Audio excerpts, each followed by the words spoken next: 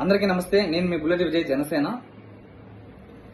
ఈ మధ్య ఈ కాక్రోచ్ పార్టీ, కొన్ని సనాతన ధర్మ వ్యతిరేక పార్టీలు, కొంతమంది దేశద్రోహులు ఢిల్లీలో Jantar Mantar neat paper leak అని స్టూడెంట్స్ ని, యూత్ ని రెచ్చగొట్టి అల్లర్లు సృష్టిస్తున్నారు.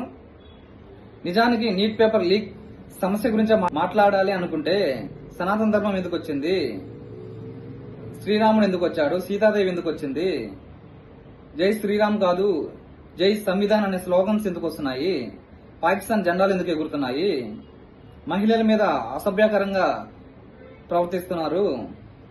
ఈరోజు సోనం వాంగ్చుక్ నిరాహార దీక్ష చేస్తే మంచోడైపోతాడా?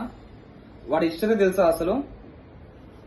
బంగ్లాదేశ్ లో హిందువుల్ని ఊచకోత కోసిన మహమ్మద్ యూనిస్ ని ప్రశంసించి కౌగిలించుకుంటాడు ఈ సోనం వాంగ్చుక్ అనేటోడు.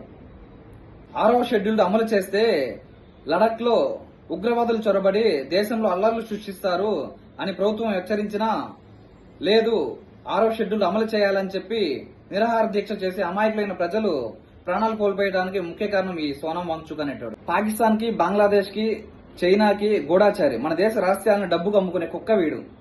6 months బ్యాక్ వీడెక్కడున్నాడు? పాకిస్తాన్ లో మీడియా సమావేశానికి హాజరై పాకిస్తాన్ పొగిడి మన దేశ సమగ్రతను భంగం వాటిల్లేలా మాట్లాడతాడు.